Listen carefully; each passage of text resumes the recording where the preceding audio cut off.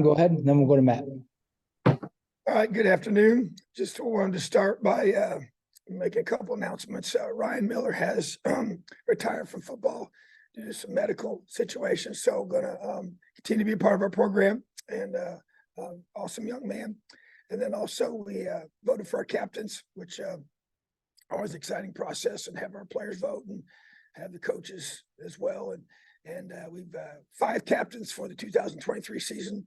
Going to be Noah Pierre and Aaron Casey, Mike Kadick, Cam Camper, and Andre Carter. And really excited to have those 5 guys representing our program in that role.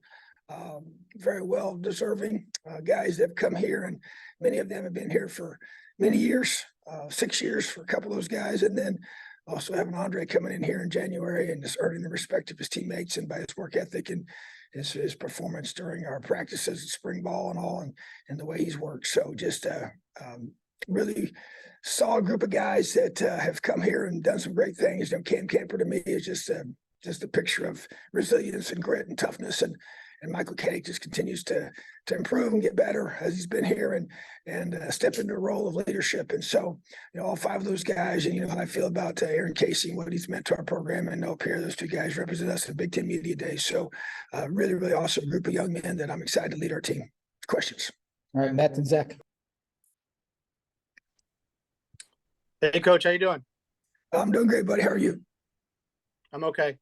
Obviously, this past Saturday, you guys had your second scrimmage. Just wanted to see what, kind of what you guys got out of that. Did you get out of what you wanted? I mean, and, as far as kind of solidifying, your top 22, 30, 40 guys, if you hadn't already done that.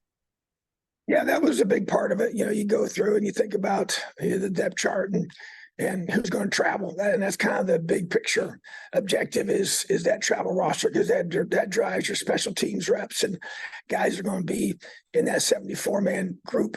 And, who's going to be the 2 deep, who's going to be the next guy in beyond that per each position. So felt like that was a major goal going in. Also had the objective of a lot of situational football, a lot of end of game situations that we worked through, and just getting better, trying to drive the ball and make it as game-like as possible. Had an overtime period like we usually do in the second scrimmage, and had a chance to go through that process and have the officials there and work through all that.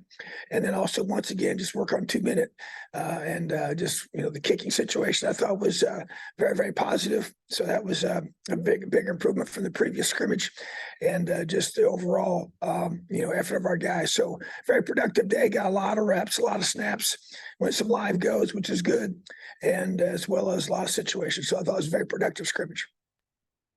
Zach and Mason. I guess, Tom, first question, I suspect I know the answer.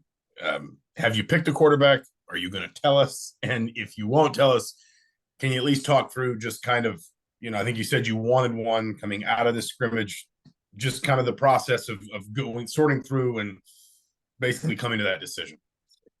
Yeah. So, yes, we have a decision, and no, we're not going to announce it.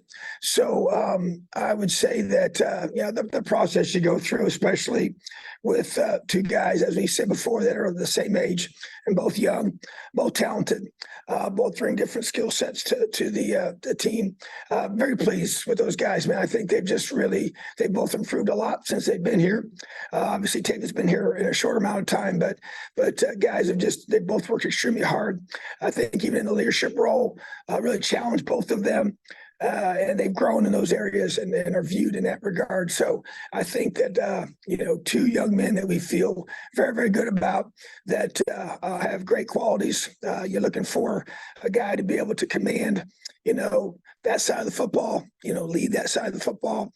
And that's with leadership and production. So you got to make plays and run the offense, and just the verbalization of all that, and the way when you don't huddle, you got to be able to command and make checks and adjustments and articulate things and all the different roles that go into that. So you're looking for all those things from your guys. And then obviously just wanted to be able to move the ball down the field, in live situations and scrimmages and team goes and all that. We chart everything. So feel really good about the process we go through, and look, we got 2 guys we can win with. Mason and Seth. Coach, you just kind of mentioned it there that you said you feel you have two guys that you can win with. With this decision now being made, is it a decision that you can see playing out and staying at your decision for a while? How long do you think the leash is for your starter at this point? I don't want to get into all that. I think the bottom line is that we do feel like we have two guys that are really good players, and excited about that. It's obviously a situation that you want to be in, to be able to have more than one, and then obviously Dexter continues to work hard to rehab and get back, and got a lot of meaningful reps as well. So just bottom line is we know we got to be able to have multiple quarterbacks to help us win and do what we need to do in 2023 season. Seth and Todd. So kind of a two-parter. You just mentioned Dexter. I was going to ask you just about any health updates coming out of fall camp, particularly with Dex and Cam Camper. Just where are those two at heading into, coming out of camp, heading into game week? And as far as all your, you had other position battles outside of quarterback, kicker, wide receiver, and, just kind of rotation on the defensive line. Just have you kind of solidified your rotations there? Where are all those position battles at? Yeah, I think that as you kind of go through your questions, Dexter continues to progress, and it's just an ongoing thing. So really, probably not much is different than the last time we talked about it. Just trying to. He will not be available to play in these first few games, and so will not even probably dress for that in that regard. He's not going in. So, but once he's able to do that, then we'll continue to see what he can do from a mobility perspective, and obviously continues to throw, and he'll continue to be developed, and he'll practice with us and do everything he can do to be able to be in that position. And then Cam Camper is doing a great job. Feel like he's ready to go, and should be game one starter for us, and expecting him to play. And obviously, anytime you have a guy like that, you may have a pitch count mentality, but in regards to just being when he's out there, he should be full bore, and he had a chance. He went live with us, for some reps, which is important. Don't always do that with guys coming back from that injury, no matter what position you play, but just did some research on that and felt like that was important for him to be able to have that confidence in it. So that went well. It's been tackled, and so that's a unique thing as well. So feel good about that. And then other guys, just the position battles, the kicking situation, it seems to be becoming more and more clear all the time, and I feel good about where we're at there. And then also, you talk about defensive line, I think that's becoming more and more clear. Feel good about it. That's a group you obviously rotate quite a bit. Receivers, we're going to play quite a few receivers, and got good depth there, and also in the secondary, really trying to get the top 5 or 6 guys. They're going to rotate in and play, and then those guys involved in special teams. So you're going to probably travel 6 corners, and those guys, those top 4 guys will do most of the playing. But then you have a couple of the guys that got to be ready to go, and they'll be on special teams and be subs there as well. And then same at safety and linebacker positions where you got to have special teams guys, same at tight end. So, and we're just going to, we'll play, the goal is to play a fair amount of guys just to keep them fresh and allow them to be able to have the ability to finish strong in the fourth quarter. And every position will be a little bit different in that regard. But at the same time, I think our scrimmage this past weekend was big for that. And even these last couple of days, we had practice on Monday and Tuesday of this week. Before we got into Ohio State preparation, which began today.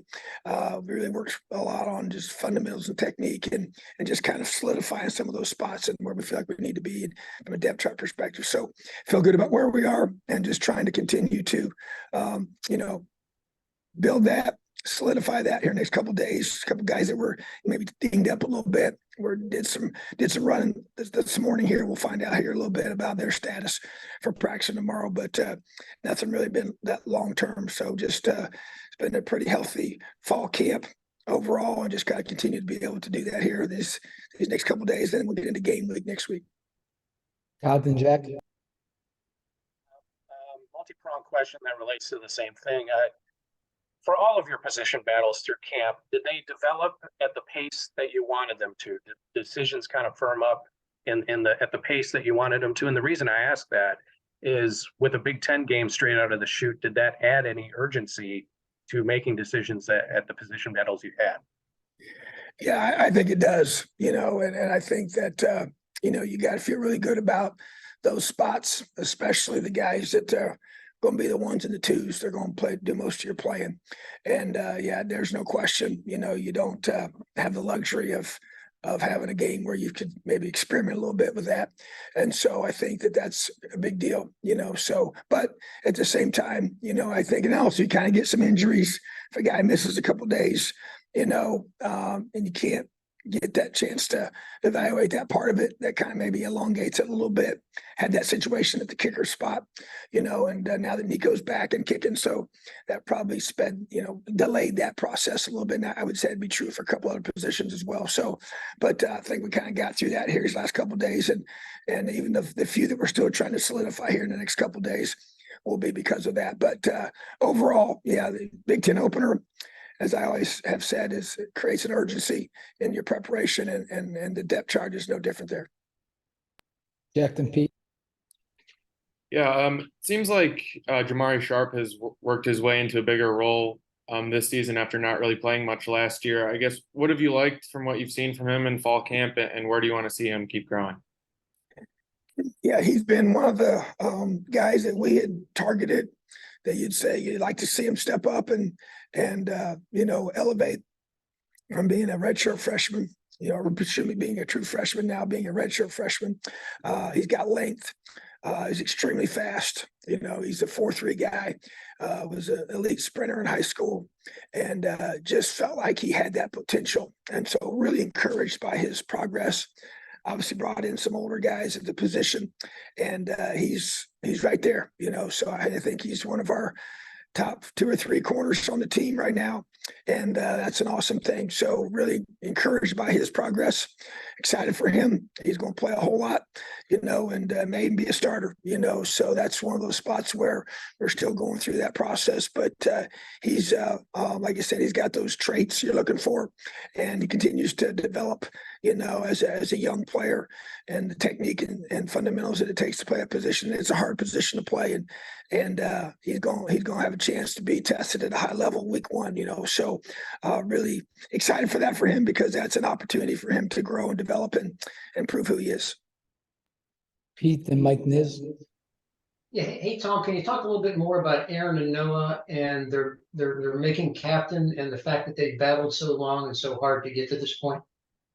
Yeah, I tell you, I love talking about those 2 guys. As a matter of fact, even our players in our team meetings throughout fall camp, I talked about Noah at length one night, and just kind of gave his story, because some of these guys may not know, that it took 4 years.